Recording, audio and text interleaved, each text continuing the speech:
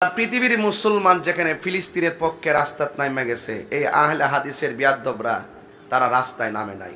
ঠিক। ওরা কি বলছে জানেন? ওরা বলছে কলম দিয়া সমাধান করতে হবে। মুসলমান মাইরা 98% মাইরা এদের দেশ দখল করে লিছে, আর হ্যাঁ কলম দিয়ে বলে সমাধান করতে হইব। তাইলে বোঝা যায় না যে এটা ইসরায়েলের দালাল। এই হাত দিলাকন ঠিক না ঠিক? এরা ইসরায়েলের দালাল, এদের সাথে আমাদের কোনো সম্পর্ক নাই। এগুলো আমাদের পরিষ্কার কথা, এগুলো ক্লিয়ার কথা। এই পাক পাঞ্জাতন হলো কষ্টি পাথর।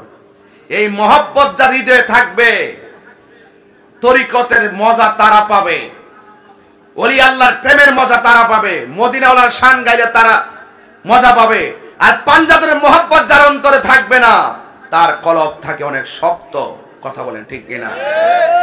এই জন্য যুবক ভাইয়ের আমার, মরে যেতে হবে, কবরে যেতে হবে। যত কতই বলেন, ওই বুকের উপর হাত বাঁধছেন কিনলে গিয়া, ফাও ফাঁক করে হারিয়েছেন কিনলে গিয়া, আর জোরে আমিন কোন কিনলে গিয়া, ইত্যাদি আপনারা লোক আমার দ্বন্দ্ব না। আপনার মন ছেলে তারাবি নামাজ 8 না 2 রাত পরে করে হইতাতেন, আমার অসুবিধা কি? কথা কোন ঠিক কিনা? আমি যেদিন থেকে শুনছি আপনি বলছেন যে নবী মরা নবী, জিন্দা নবীরে আমি তালাক দিলাম, যেদিন থেকে বলছেন জিন্দা নবীরে তালাক দিছেন, এদিন থেকে বুঝছি যে আপনারা ডাল মে কুছ কালা হয়।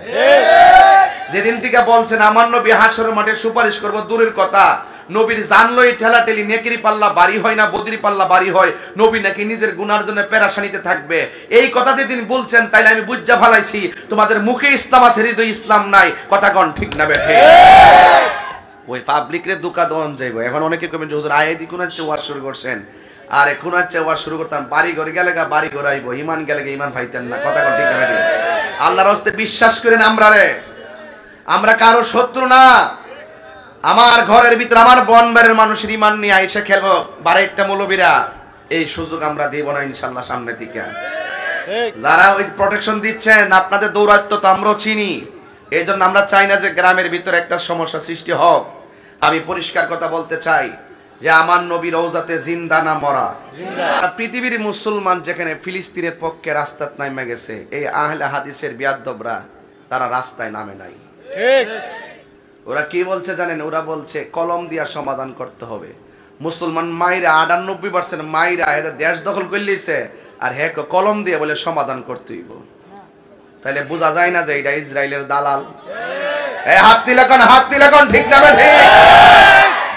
এরা ইসরায়েলের দালাল, এদের সাথে আমাদের কোনো সম্পর্ক নাই। এগুলো আমাদের পরিষ্কার কথা, এগুলো ক্লিয়ার কথা। এই পাক পাঞ্জাতন হলো কষ্টি পাথর। এই মহব্বত যার হৃদয়ে থাকবে, তরিকতের মজা তারা পাবে, ওলি আল্লাহর প্রেমের মজা তারা পাবে, মদিনাওয়ালার শান গাইলে তারা মজা পাবে।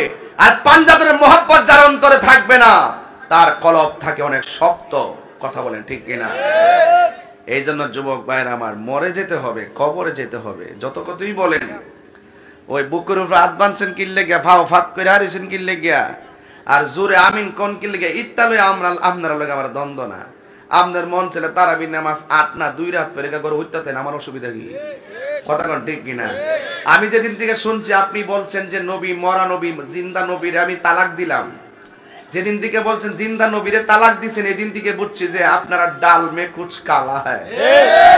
যেদিন থেকে বলছেন আমার নবী হাসরের মাঠে সুপারিশ করব, দূরের কথা, নবীর জানলই ঠেলাঠেলি নেকির পাল্লা বাড়ি হয় না, বদির পাল্লা বাড়ি হয়, নবী নাকি নিজের গুনার জন্য পেরেশানিতে থাকবে, এই কথা যেদিন বলছেন, তাইলে আমি বুঝা ফেলাইছি তোমাদের মুখে ইসলাম আছে, হৃদয়ে ইসলাম নাই। কথা কোন ঠিক না বেঠে?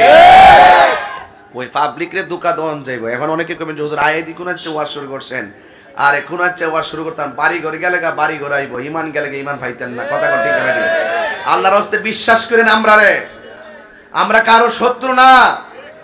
আমার ঘরের ভিতরে আমার বনবাড়ির মানুষের ইমান নিয়ে আইসা খেলবো বাড়িটা মৌলবীরা, এই সুযোগ আমরা দিব না ইনশাল্লাহ সামনে থেকে। যারা ওই প্রোটেকশন দিচ্ছেন, আপনাদের দৌরাত্ম তো আমরাও চিনি। এই জন্য আমরা চাই না যে গ্রামের ভিতরে একটা সমস্যা সৃষ্টি হোক। আমি পরিষ্কার কথা বলতে চাই যে আমার নবী রওজাতে জিন্দা না মরা।